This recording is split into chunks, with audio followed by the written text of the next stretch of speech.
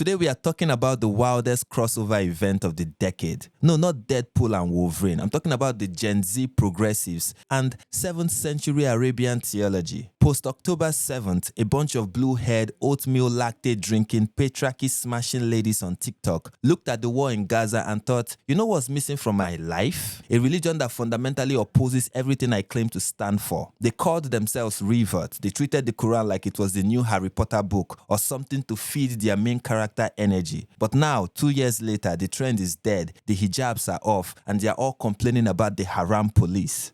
These women were getting roasted in their comment sections by Muslim men, but some of them have developed this hilarious defense mechanism that says, oh, that's just culture. Real Islam is feminist. Real Islam is pure. These men are just being mean.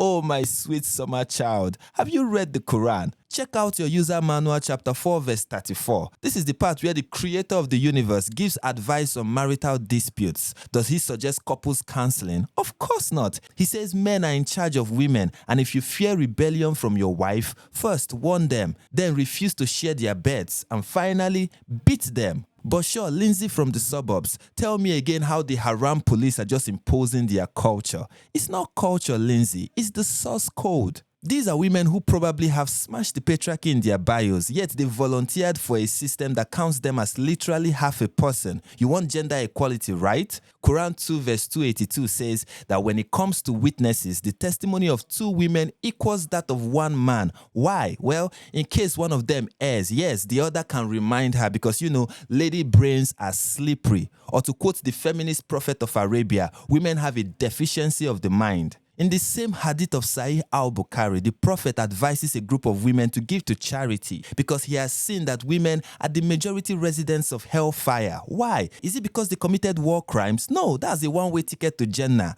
It's because they curse frequently and are ungrateful to their husbands. So let me get this straight. You convert to a religion to fight oppression, but your new prophet says you are deficient in intelligence and you are going to hell because you weren't nice enough to a husband whom you might be sharing with 3 other women.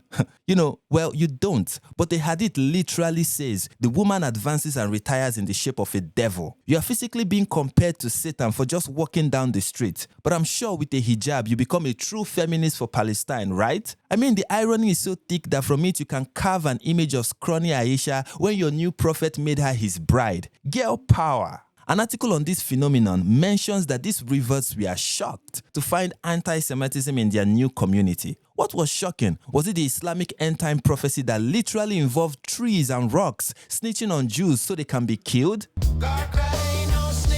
You joined a religion that has a 1400 years of theological beef with Judaism and you are surprised that the guys in your DMs aren't big fans of interfaith dialogue. The article says some of these reverts are now reposting Tucker Carlson because they have gone so far left that they've circled back to the far right. That's what happens when you swap your moral compass for a compass that points to Mecca. And now the inevitable collapse. The article talks about a creator named Coach Itzy. She puts on the hijab, did the whole Mashallah routine, and then realized, wait a minute, I live in Las Vegas. And she said, it's kind of hard when you're out in the clubs and living that sort of lifestyle. You think? You mean it's hard to follow a 7th century desert morality while you are doing shots at the Bellagio?